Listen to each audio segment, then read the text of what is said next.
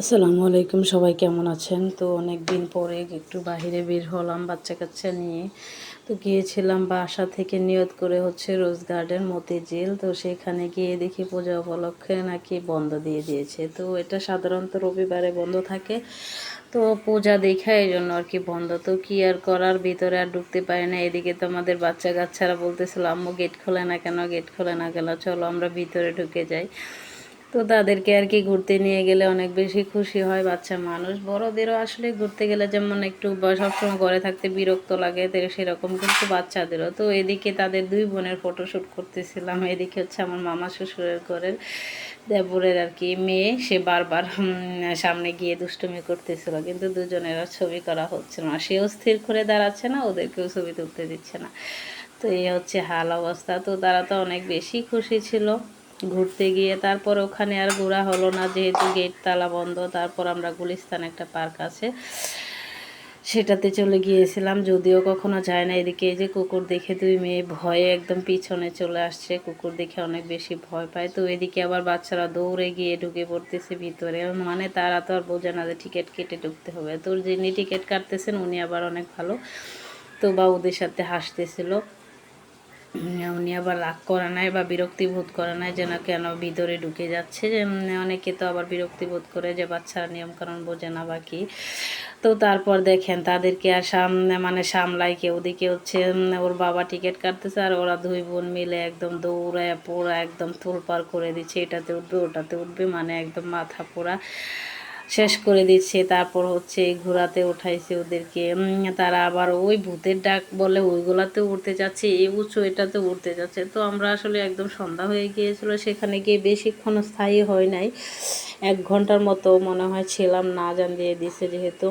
তারপর আর কি ঘন্টাখানেকের মতো থেকে চলে আসছি। তো আসলে কিন্তু এই পার্কে গিয়ে অনেক বেশি ভালো লাগছে। আর এদিকে দেখেন দুই বোনের দৌড়াদৌড়ি কাকে বলে, তাদেরকে বলা হচ্ছে যে তোমরা দুইজনে হাত ধরে একটু হাঁটো, সুন্দরভাবে তোমাদের ভিডিও করি, কে শুনে কার কথা।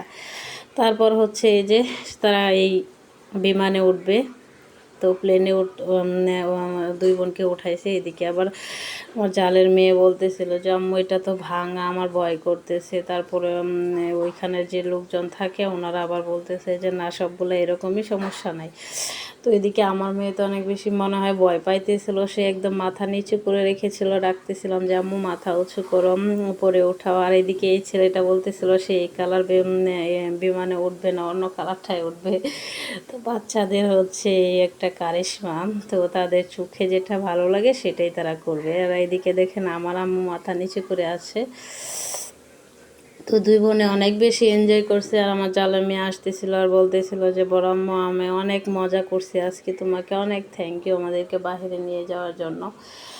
তো আসলে বাচ্চাদের ছোট ছোট ইচ্ছা আবদার পূরণ করলে কিন্তু বাবা মায়েরও শান্তি লাগে, আর তারা অনেক বেশি হ্যাপি ছিল। আর আমার আম্মু ওই যে মাথা নিচু করে একদম মানে অনেকটা উঁচু, তো আসলে একটু হয়তো বা ভয় পাইতেছিল, যদিও আনন্দের সহিত উঠেছে।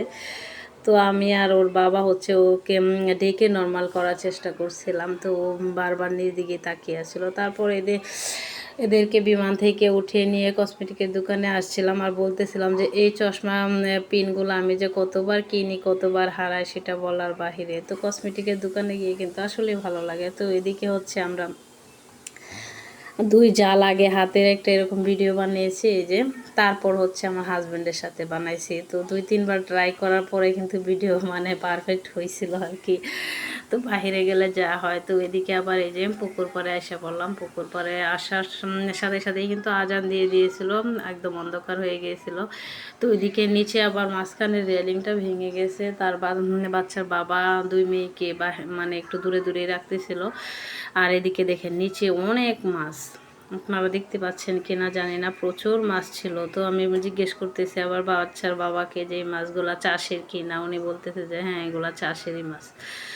তো তারপরে যে দেখেন দুইজনকে বলতেছি যে এখানে সুন্দরভাবে বসো, একটা ভিডিও বানাই, ছবি করে, আর তারা একদম ঝগড়া লেগে গেছে। তো কি আর করা। এদিকে যে আমার মহারানীর হচ্ছে মন খারাপ, সে আবার ঘোরাতে উঠবে ঘোরাতে উঠবে, তার বাবার পুরো মাথা খেয়ে নিয়েছে, ঘোরাতে উঠবে উঠবে, তাকে ঘোরাতে উঠাতেই হবে। তো কি আর করা, অবশেষে যে ফুচকা অর্ডার দিয়ে তার বাবাও যে দুইজনকে ঘোরাতে উঠাইতে নিয়ে গেছিলো। তো এক একটা রাইডে 50 টাকা 50 টাকা করে 2টা রাইডে উঠছে, 200 টাকা লাগছে দুজনের। তো ওর বাবা আবার বলতেছিল যে এখানে রাইডের দামগুলো সরকারি রেটের চাইতে অনেক বেশি রাখছে। তো কি আর করার, যেহেতু বাচ্চা মানুষ তাদেরকে উঠাইতেই হবে। তো এদিকে আবার আমরা 2 যা মিলে ফুচকা খাইতেছিলাম, 2 যা মিলে আর কি বাইরে গিয়েছিলাম। আমার দেবর গিয়েছিলাম মানে দূরে, বাসায় ছিল না, সে একা একা বাসায় থাকবে, তার জন্য তাকেও নিয়ে গিয়েছিলাম। তো তারপর এদিকে আবার সবাই গেম খেলতেছে আর কি।